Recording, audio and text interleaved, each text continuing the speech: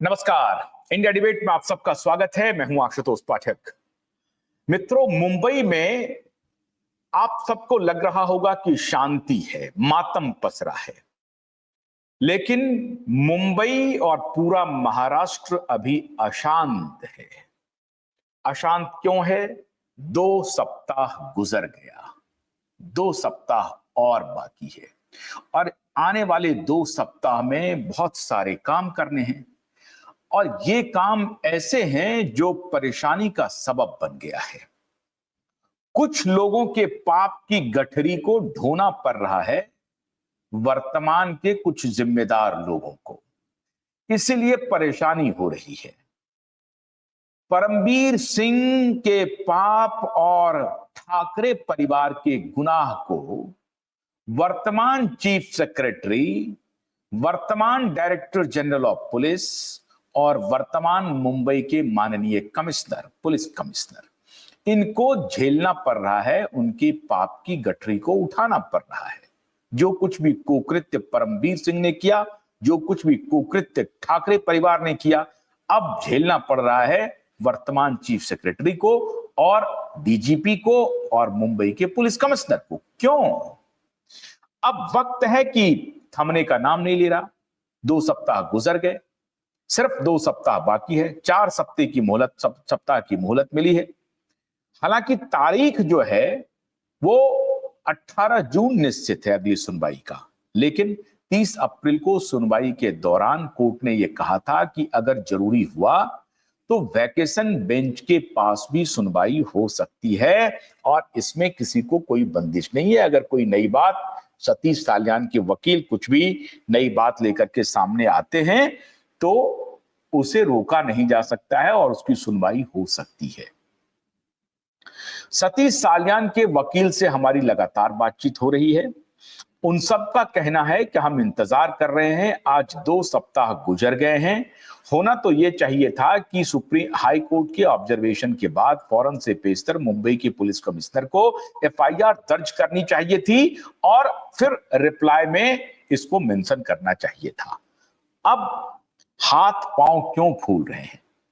क्योंकि रिप्लाई में ऐसे ऐसे तथ्यों को उनका उत्तर करना है जिससे इनके लग रहा है कि अगर ये उत्तर किए तो कौन कौन फंस जाएगा।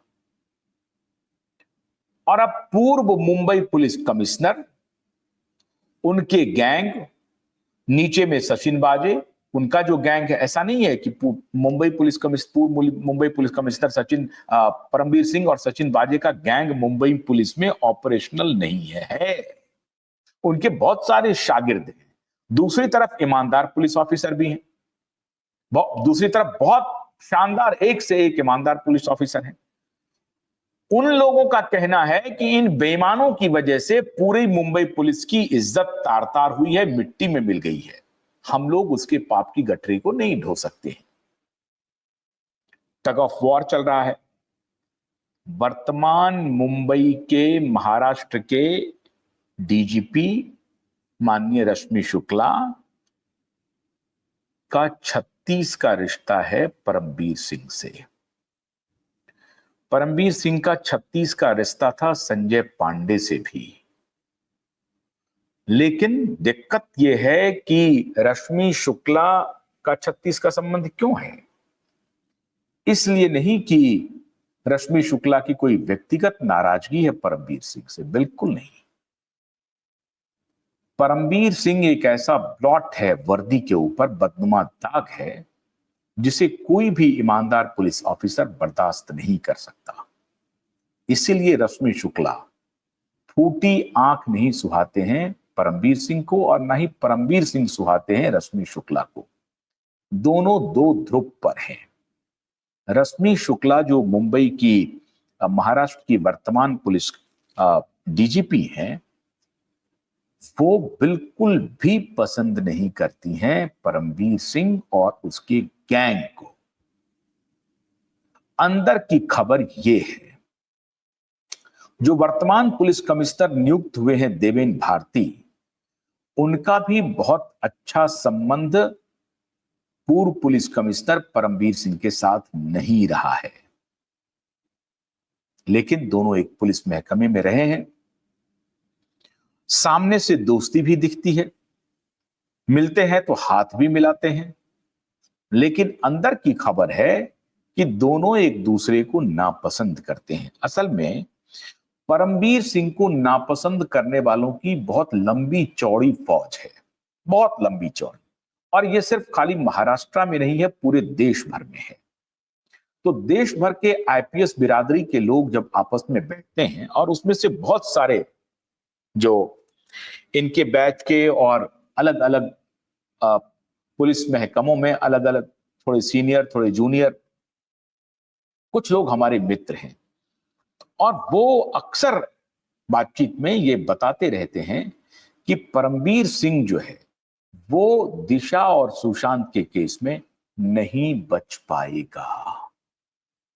ये उनके ही महकमे के ईमानदार पुलिस ऑफिसर जोर देकर के बता रहे हैं क्यूबाइट नेटवर्क को कि दिशा और सुशांत के केस में परमबीर सिंह नहीं बच पाएगा। दुनिया की कोई शक्ति परमबीर सिंह को नहीं बचा पाएगी। परमबीर सिंह हाथ और पैर पूरी तरह से मार रहे हैं। भारतीय जनता पार्टी के करीब पहुंच करके बीजेपी के नेताओं को कन्विंस करने की कोशिश की। उन्होंने कन्विंस कर लिया, 2 साल उन्होंने कन्विंस करके रखा। जब एसआईटी बन गई, एसआईटी के ऑफिसर की घोषणा नहीं हुई। लेकिन अब जो हमारे सूत्र हैं, जो हमारे पुलिस ऑफिसर फ्रेंड हैं, उनका कहना है कि अब वो मियाद भी पूरी हो गई 30 अप्रैल के बाद। 30 अप्रैल को जब कोर्ट का रुख लोगों को पता चल गया, तो अब सारे लोग कहते हैं ना, फन निकालना शुरू कर दिया। तो जो परमबीर के खिलाफ जितने भी लोग हैं, उन्होंने अपना सर ऊंचा करना शुरू कर दिया है। टग ऑफ वॉर चल रहा है महाराष्ट्र में। चीफ सेक्रेटरी को रिप्लाई फाइल करना है। चीफ सेक्रेटरी पब्लिक प्रोसिक्यूटर को भेजेंगे अपना रिप्लाई, या फिर पब्लिक प्रोसिक्यूटर उसको देखेंगे पब्लिक प्रोसिक्यूटर, और उसके बाद फाइनल रिप्लाई कोर्ट में फाइल होगा। 18 जून की तारीख है। अब चीफ सेक्रेटरी को सारे डिटेल्स लेने हैं। 700 पेज का कंप्लेन है। अगर आप 700 पेज के मान लीजिए बहुत सारे पेजेस के, हालांकि उनको जब रिप्लाई फाइल करेंगे तो एक एक पैरा का एक एक सेंटेंस फाइल करना है। मैंने अपने एक पिछले वीडियो में ये बताया हुआ है कि 15-16 पॉइंट्स ऐसे हैं जिसके ऊपर की चीफ सेक्रेटरी और डीजीपी पूरी तरह से लॉगर हेड पर हैं। अब उनको समझ में नहीं आ रहा है कि इसका जवाब दे क्या दे सकते हैं इसका जवाब। मोबाइल टावर लोकेशन के बारे में क्या जवाब देंगे, चीफ सेक्रेटरी पूछ रहे हैं। एसआईटी ने मान लीजिए कि 2 साल तक कुछ नहीं किया, इसका कोई जवाब नहीं है, ये भी चीफ सेक्रेटरी पूछ रहे हैं। अब इनके पास बचा है सिर्फ 2 सप्ताह, और इस बीच में अगर दिशा के वकील ने कोई दूसरी अर्जी लगा दी फिर, तो कोर्ट ने पहले ही 30 अप्रैल को कहा हुआ है कि अगर आवश्यकता पड़ी, और अदालत के समय के हिसाब से सरकार को और पुलिस को वक्त दिया गया है, लेकिन अगर इस दौरान आप कुछ भी नहीं एक्शन लेंगे और जो गुनहगार है वो और भी जो एविडेंस है उसको मिटाने की कोशिश करेंगे, तो ये सारी गाज इनके ऊपर गिरने वाली है। तो इसलिए माननीय रश्मि शुक्ला जी और माननीय चीफ सेक्रेटरी जी और माननीय देवेन भारती जी, मुंबई के पुलिस कमिश्नर, आपके ऊपर गाज सबसे पहले गिरेगी। और अदालत अगर संज्ञान लेगा तो सबसे पहले, जैसे अभी चीफ सेक्रेटरी को रिप्लाई देना पड़ रहा है, महाराष्ट्र के डीजीपी को तलब किया जा सकता है। ये मैं आपको फर्स्ट हैंड जानकारी दे रहा हूं कि कभी भी जिस दिन ये दोबारा अर्जी लग गई माननीय नीलेश ओझा जी के तरफ से कि मुंबई पुलिस अदालत के आदेश के बाद भी मौन है, तो सुनवाई 18 जून के पहले भी हो सकती है।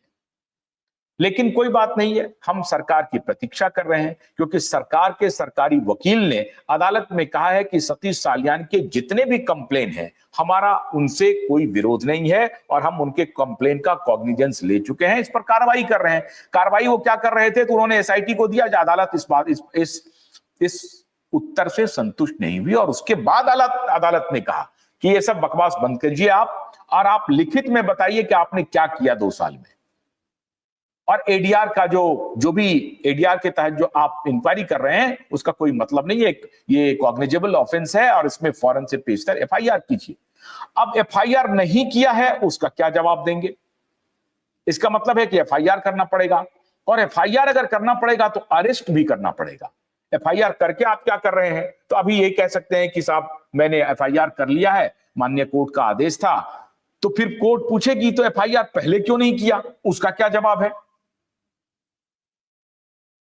तो इनको गलती स्वीकार करनी पड़ेगी, और अगर इन्होंने गलती स्वीकार कर ली तो कोर्ट के ऊपर डिपेंड करता है कि उस गलती की स्वीकारोक्ति पर कोर्ट किस प्रकार से प्रतिक्रिया देती है। अगर कोर्ट को लगा कि नहीं नहीं ये लोग गलती नहीं हुई है, इन्होंने जानबूझकर गलती की है, अगर कोर्ट ने ये एप्रीहेंशन ले लिया और कोर्ट का यह ऑब्जर्वेशन आ गया कि इन्होंने जानबूझ करके गलती की है, एक्शन भी हो सकता है। चीफ सेक्रेटरी के खिलाफ हो सकता है, डीजीपी के खिलाफ हो सकता है, मुंबई के पुलिस कमिश्नर के खिलाफ हो सकता है। और जैसा कि मैंने आपको बताया कि मुंबई के पूर्व पुलिस कमिश्नर विवेक फंसलकर पूरी तरह से इसके घेरे में आएंगे, लपेटे में आएंगे। और मैं आज आपको यह भी सूचना दे रहा हूं कि नेता तो नेतागिरी करते रहेंगे, जवाब नेता को नहीं देना है। नेता तो पब्लिक में आके बोल देंगे कि मैंने तो बोल दिया था, एसआईटी गठन कर दिया था, एसआईटी के ऑफिसर की भी अपॉइंटमेंट कर दी थी, एसआईटी ने क्यों कुछ नहीं किया। और अगर एसआईटी को अदालत में पूछा जाएगा और एसआईटी अगर ये कहेगी कि मुझे फडणवीस साहब की तरफ से कोई सिग्नल नहीं मिला था, ये उत्तर वो दे नहीं सकते। समझ रहे हैं बात? एसआईटी के ऑफिसर ये नहीं कह सकते कि मुझे एकनाथ शिंदे जी ने, फडणवीस जी ने, अमित शाह जी ने, प्रधानमंत्री मोदी जी ने, या उद्धव ठाकरे ने, शरद पवार जी ने, राहुल गांधी जी ने मुझे ऐसा कहा कि इस पर कोई शोध नहीं करना है, आगे नहीं बढ़ना है, इसलिए मैं नहीं बढ़ा। ये उत्तर एसआईटी के ऑफिसर नहीं दे सकते। एसआईटी के ऑफिसर को मैं बाखबर कर रहा हूं कि आप इस गलतफहमी से बाहर आ जाइए। और मैं महाराष्ट्र के डीजीपी को आज सीधे सीधे बाखबर कर रहा हूं, आप होशियार रहिए। अभी तक तो हमने आपको छोड़ दिया है, अगली बारी जो नाम आने वाला है उसमें मुंबई के पुलिस कमिश्नर ही नहीं, महाराष्ट्र की वर्तमान डीजीपी का भी नाम आएगा। और फिर आपके पॉलिटिकल मास्टर आपको नहीं बचा पाएंगे। अदालत आपसे पूछेगी कि आप तो मुंबई महाराष्ट्र के पुलिस के सर्वे सर्वा हैं। जब मुंबई पुलिस कमिश्नर के पास एप्लीकेशन सतीश सालियान का गया था तो ये वाइडली स्प्रेड हुआ था मीडिया में, आपने भी देखा होगा। आपने कोई स्वतः संज्ञान क्यों नहीं लिया? आपकी संवेदनशीलता कहां चली गई? आप क्या जवाब देंगे? आप कहेंगे कि नहीं, मैं मुंबई का पुलिस कमिश्नर इस इशू को देख रहा था, इसलिए मैंने इस पर कोई संज्ञान नहीं लिया। ऐसा जवाब देंगे क्या आप? अगर आप ऐसा जवाब देंगे तो अदालत आपसे पूछेगी कि भाई आप सर्वे सर्वा हैं पुलिस के, इतना बड़ा हत्या का, बलात्कार का एप्लीकेशन लेकर के लड़की के पिता जा रहे हैं और मुंबई के पुलिस कमिश्नर नहीं मिल रहा है, 1 महीने तक वो हीरा हवाली करता रहा, मीडिया में वो खबरें आती रही, अदालत ये सवाल पूछ रही थी, तो फिर महाराष्ट्र के डीजीपी ने क्या एक्शन लिया? या महाराष्ट्र के डीजीपी के लिए ये कोई विषय ही नहीं था? रश्मि जी, आप क्या जवाब देंगी अदालत को? अदालत आपसे पूछेगी, अदालत आपसे जरूर पूछेगी। क्यों पूछेगी? क्योंकि अदालत में जल्द ही ये अर्जी लगाई जा रही है और उसका मजमून मैं आपको बताता हूं। भाऊ, आप जो टेबल टेनिस खेल रहे हैं ना, तो भाऊ को पकड़ने के लिए तोते की जान को पकड़ी जाएगी। तो भाऊ, आप तो राजनीति करते रहो, कोई बात नहीं है, आपको कुछ नहीं कहेंगे, लेकिन आपके जो मातहत है ना, जिनको की जवाब देना है अदालत में, उनकी गर्दन फंस गई है। अब भाऊ आप भी नहीं बचा पाओगे, क्योंकि जवाब भाऊ को नहीं देना है, जवाब इन्हीं तीनों में से किसी को देना है। पहला तो चीफ सेक्रेटरी को देना है, और अगर दिशा के पिता सतीश साल्यान के वकील ने ये मेंशन कर दिया अदालत में कि मिलॉर्ड, महाराष्ट्र के डायरेक्टर जनरल ऑफ पुलिस को सम्मन भेजा जाए, उनसे पूछताछ की जाए। क्या आपकी निगाह में दिशा का केस नहीं है? क्या आपकी निगाह में पीआईएल जो फाइल हुआ था 2023 में वो भी नहीं है? क्या आपकी निगाह में मार्च में सतीश साल्यान के द्वारा एप्लीकेशन जो अदालत में लगाया गया, पुलिस कमिश्नर के पास गया, मीडिया में चर्चा हुई, आपके संज्ञान में नहीं है? फिर आप क्या कर रही हैं? डायरेक्टर जनरल ऑफ पुलिस का पोस्ट एक पॉलिटिकल प्लम पोस्टिंग कहा जाता है। आप अपने पॉलिटिकल मास्टर्स के लिए बने हैं या महाराष्ट्र की जनता के लिए है? माननीय रश्मि शुक्ला जी, क्यूवाइब नेटवर्क आपसे सवाल पूछ रहा है और इसीलिए अब ये हीला हवाली वाला धंधा नहीं चलने वाला है। डंके की चोट पर मीडिया अपनी जिम्मेदारी का निर्वाह करेगा। क्यूवाइब नेटवर्क को आप उन मीडिया संस्थानों में गिनना बंद कर दीजिए जो ठकुर सुहाती करती हो, पुलिस ऑफिसर के सामने हथियार डाल देती हो। ऐसा नहीं है। इसीलिए आपको ये मैं सूचना पहुंचा रहा हूं, आप अविलंब जान लें। बहुत जल्द अदालत से कॉग्निजेंस आपके पास पहुंचने वाला है और फिर ये बात आप अदालत में नहीं कह पाएंगे कि भाऊ ने मुझे ऑर्डर नहीं दिया, मेरे डिप्टी होम मिनिस्टर ने मुझे ऑर्डर नहीं दिया, मुझे होम मिनिस्टर ने ऑर्डर नहीं दिया, मुझे चीफ मिनिस्टर ने ऑर्डर नहीं दिया। नहीं कह पाएंगे। जैसे कि आप चीफ सेक्रेटरी की आज परेशानी बढ़ रही है, चीफ सेक्रेटरी पसोपेश में है, मैं क्या करूं, क्या लिखूं, क्या ना लिखूं, उनको जवाब तो देना पड़ेगा। और अब ये कोई हल्की बात नहीं है। हाई कोर्ट का नोटिस है, हाई कोर्ट का, मुंबई हाई कोर्ट का संज्ञान लिया हुआ नोटिस है इनके टेबल पर कि लिखित एफिडेविट हमें चाहिए कि आपने इस केस में क्या किया है। मीडिया अगर इस खबर को उठा नहीं रही है तो यह खबर छोटी हो जाएगी, ऐसा मत समझिए। क्यूवाइब तो उठा रहा है ना, और क्यूवाइब को आप छोटा मत समझिए। गिलहरी के तरह क्यूवाइब इस न्याय की लड़ाई में अपनी आहुति दे रहा है। तो आप सभी जिम्मेदार, तीनों जिम्मेदार ऑफिसर से जब अदालत पूछेगी कि मुंबई के वर्तमान पुलिस कमिश्नर ये बताइए कि आपने, आपके जो पहले थे लोग, जो पहले कमिश्नर थे विवेक फंसलकर, उन्होंने जो नहीं किया, इसके ऊपर आपका क्या कहना है, आपका क्या रिप्लाई है, आप क्या जवाब देंगे? फिर डायरेक्टर जनरल ऑफ पुलिस से पूछा जाएगा कि आपके मुंबई के पुलिस कमिश्नर ने कोई संज्ञान नहीं लिया, 30 दिन तक एफआईआर दर्ज नहीं किया, आपका क्या कहना है? और फिर आता है महाराष्ट्र के चीफ सेक्रेटरी का, जो सरकार है, जो स्थायी सरकार है। नेता तो आते हैं जाते हैं, आज हैं कल नहीं होंगे, लेकिन यह स्थायी सरकार के हिस्सा है। चीफ सेक्रेटरी एक पोस्ट है, व्यक्ति के रूप में मैंने उसे गिन रहा हूं। वहां कौन बैठा है यह महत्वपूर्ण नहीं है।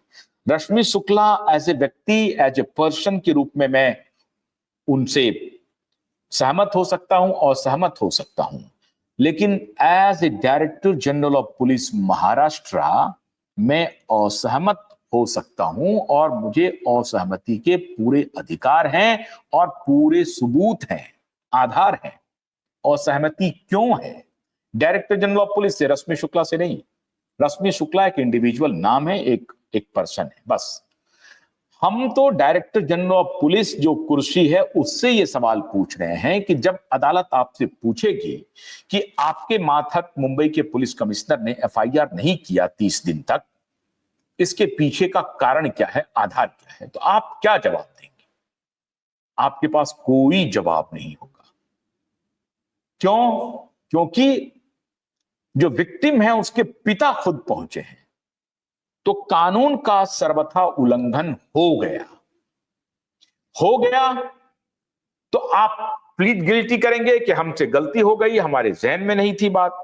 तो गलती हो गई तो क्यूआईब नेटवर्क तो आपको आगाह कर रहा था, क्यूआईब नेटवर्क आपको बार बार कह रहा था कि भाई जांच तो बाद की बात है। जो आपका अधिकार है, न्याय पाने का जो प्राथमिक सीढ़ी है, पुलिस के दरवाजे तक पहुंचना और पुलिस को न्याय पाने की प्रक्रिया में अपने जो कंप्लेनेंट है उसको शामिल करना, ये पुलिस की पहली प्राथमिकता होनी चाहिए। पुलिस ने अपनी प्राथमिकता का निर्वाह क्यों नहीं किया? एसआईटी के उत्तर से, पब्लिक प्रोसिक्यूटर के इस उत्तर से कि एसआईटी जांच ऑलरेडी कर रही है, अदालत ने असहमति जता दी है। वो आर्गुमेंट खत्म हो चुका है, वो आर्गुमेंट अब एग्जिस्ट नहीं कर रहा है। जो अब आप ये रिप्लाई में भी कहेंगे कि नहीं, एसआईटी इंक्वायरी कर रही है। अदालत ने पूछा कि एसआईटी किस सेक्शन के तहत इंक्वायरी कर रही है, तो कहा कि 174 के तहत कर रही है, एक्सीडेंटल डेथ रिपोर्ट की। बोला वो तो पहले ही हट जाना चाहिए, क्योंकि यहां विक्टिम के पिता कह रहे हैं कि मेरी बेटी के साथ बलात्कार और उसके बाद उनकी हत्या हुई है। तो एडीआर क्या मतलब है? एक्सीडेंटल डेथ रिपोर्ट का इंक्वायरी क्यों कर रहे हैं आप? ये आर्गुमेंट सेटल हो चुका है ऑलरेडी अदालत में, इस पर कोई अब फ्रेश आर्गुमेंट की गुंजाइश नहीं है। This very argument is completely finished in the court of law, and the High Court has already said that you should start new investigation by filing FIR, and you have to report to the High Court that under which section you are instigating the inquiry. आपका initiation क्या है? How you are initiating the inquiry, ये आपको बताना पड़ेगा अभी अदालत में। वो आर्गुमेंट फिनिश हो चुका है। अब इस आर्गुमेंट का कोई इनके पास जवाब ही नहीं है। इसलिए चीफ सेक्रेटरी और डीजीपी और मुंबई पुलिस कमिश्नर तीनों परेशान हैं। और इस बीच में मैं आपको एक और इनपुट दे रहा हूं। शाह जी का सर्जिकल स्ट्राइक, शाह जी के निशाने पर ये सारे ऑफिसर भी हैं। दिक्कत यह है मित्रों कि भाऊ जो हैं उनको लग रहा है कि कुछ इधर उधर करके, कुछ सेटिंग गेटिंग करके निकल जाया जाए पतली गली से। अंदर की खबर यह है कि अमित शाह ऐसा कुछ भी नहीं चाहते हैं। अमित शाह इस केस को फाइनल कंक्लूजन तक पहुंचाएंगे। अंदर की रिपोर्ट में आपको बता रहा हूं, महाराष्ट्र में कुछ भ्रष्ट पुलिस ऑफिसर, कुछ भ्रष्ट पॉलिटिशियन मैनेज करने की अपनी पूरी कोशिश कर रहे हैं, लेकिन अमित शाह ने इस प्रकरण को कहा है nothing doing, this has to be completely, this has to be opened and इसका complete inquiry should take place and the culprit should go behind the bar. ये अमित शाह के तरफ से सीधा संदेश है। इसका मतलब है कि प्रधानमंत्री कार्यालय भी इस मामले में अब हस्तक्षेप नहीं करेगा। और जो क्लोजर रिपोर्ट आई है, वो क्लोजर रिपोर्ट भी मैंने आपको कहा कि एक बहुत बड़ी स्ट्रैटेजी का हिस्सा है। एबेटमेंट ऑफ सुसाइड का मामला क्लोज होगा, दिशा का मामला चलेगा और सुशांत का मामला ओपन होगा। अब परेशानी यह है, अगर इन तीनों ऑफिसर ने सेटिस्फैक्टरी रिप्लाई नहीं दिया तो इन तीनों ऑफिसर की छुट्टी होगी। ये केस किस किस को लेके मिट्टी में मिलाएगा ये प्रभु ही जानते हैं। इसीलिए मैं उन सभी ऑफिसरों से ये कहता हूं, इस केस को कृपा करके हल्के में मत लीजिए, मत लीजिए, मत लीजिए। मैंने कहा था आपको कि बाप बेटा मिट्टी में मिल जाएगा। बाप बेटा को महाराष्ट्र की जनता ने मिट्टी में मिला दिया। मैंने कहा था आपको कि बाप बेटे को जो जो लोग सपोर्ट कर रहे हैं, शरद पवार, कांग्रेस पार्टी महाराष्ट्र, मिट्टी में मिल जाएगा। मिट्टी में मिल गया। आप सोच रहे होंगे कि भारतीय जनता पार्टी ने हरा दिया, एकनाथ शिंदे की पार्टी ने हरा दिया। ये एक निमित्त है, लेकिन ये ईश्वरीय प्रकोप है। कल्पना कीजिए कि 6 महीने पहले लोकसभा में महाविकास अघाड़ी, जो बिल्कुल इतनी अहंकार में आ गई थी कि मुख्यमंत्री की कुर्सी कौन लेगा, इसकी लड़ाई शुरू हो गई थी। उद्धव ठाकरे कह रहा था कि मुख्यमंत्री का नाम पहले घोषित कर दीजिए, क्योंकि उनको लग रहा था अब तो गई ही भारतीय जनता पार्टी और उनकी जो एनडीए वो खत्म हो गई। अपेक्षित सफलता मिल गई थी जिसकी कल्पना नहीं की थी महाविकास अघाड़ी ने लोकसभा में। लेकिन ठीक 6 महीने के बाद ऐसी दुर्गति होगी ये महाविकास अघाड़ी ने नहीं सोची थी। ये बात सारे ऑफिसर को ध्यान में रखना चाहिए कि अगर आप पाप के साथ खड़े होंगे और एक बेटी के पिता को न्याय नहीं देंगे, वो आपको सोने नहीं देगा। इस गलतफहमी में मत रहिएगा कि वो आपको चैन से रहने देगा, बिल्कुल नहीं रहने देगा। इसलिए महाराष्ट्र के डीजीपी, मुंबई के मुंबई पुलिस कमिश्नर और महाराष्ट्र के चीफ सेक्रेटरी, आप अपने रिप्लाई में संपूर्ण सेटिस्फैक्टरी अवलोकन करके ही रिप्लाई फाइल करें और जहां गलती हुई है उसको स्वीकार करें। परमबीर सिंह और ठाकरे के पाप को अगर आपने ढकने की कोशिश की तो ये गाज परमबीर सिंह ठाकरे की तरह आप लोगों पर भी गिरेगी। कौन गिराएगा कहना मुश्किल है, लेकिन गिरेगी निश्चित। आपके पास 2 ही सप्ताह का और वक्त है। एक बात और मैं आज क्लियर कर दूं, जिस प्रकार से अमित शाह जी, लोग कह रहे हैं कि नहीं मोदी जी को भी मैनेज कर रहे हैं और फडणवीस को भी कर रहे हैं। फडणवीस के बारे में मैं नहीं कुछ कह सकता हूं, लेकिन माननीय अमित शाह के बारे में गारंटी ले सकता हूं। अमित शाह बाप बेटे को अगर इस केस में, इस पाप को अमित शाह नहीं बचाएंगे, नहीं बचाएंगे, नहीं बचाएंगे। अंदरूनी खबर बता रहा हूं, अंदरूनी। इसलिए होशियार हो जाइए महाराष्ट्र के देवाभाऊ, आप भी जितना जल्दी हो सकता है इस पर आप रिप्लाई फाइल कर दीजिए। और ये तीनों अधिकारी को मैं विनम्रता पूर्वक आगाह कर रहा हूं कि आप अगर अपनी बची जिंदगी ठीक से शुभ निकालना चाहते हैं तो इस पाप के भागीदार मत बनिए, और कम से कम परमवीर के पाप का तो भागी मत बनिए। मुझे मालूम है कि आपको रिप्लाई फाइल करने में पसीने छूट रहे हैं, छूटेंगे भी, लेकिन आपको रिप्लाई फाइल करना ही पड़ेगा। आपके पास कोई दूसरा ऑप्शन नहीं है।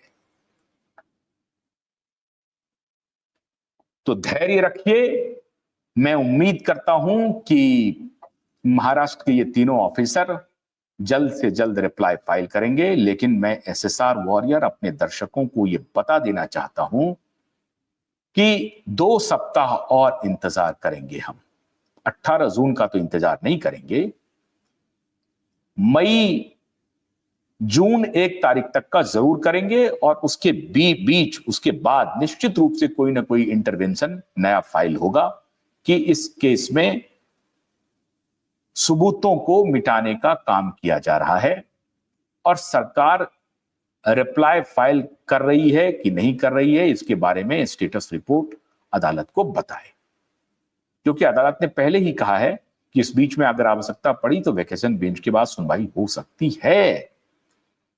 तो हमारे वकील इंतजार कर रहे हैं, देख रहे हैं कि ये किस करवट ऊंट बैठ रहा है, उसके हिसाब से रणनीति आपके सामने आ जाएगी। तो एसएसआर वॉरियर, हारिए न हिम्मत, विसारिए न प्रभु नाम। लड़ाई अभी जारी है। ऑपरेशन दिशा, ऑपरेशन सुशांत। बहुत बहुत शुक्रिया। नमस्कार।